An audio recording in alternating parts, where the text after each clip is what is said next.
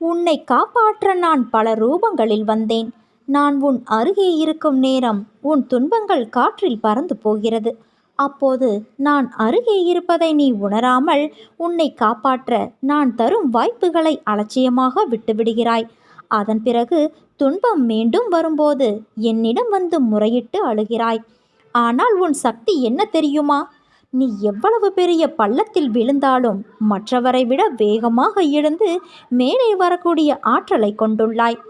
தோல்விகள் உன்னிடம் தோற்று ஓடும். நான் உன்னை கடைசி வரை காப்பாற்றுவேன். என் பிரியமான பிள்ளையே, நீ எதற்காகவும் கலங்காதே. நடக்கின்ற விஷயங்களை பார்த்தால் கிணற்றில் போட்ட கல் போல வருடக்கணக்கில் ஒரு முன்னேற்றமும் இல்லாதது போல இருக்கிறதே.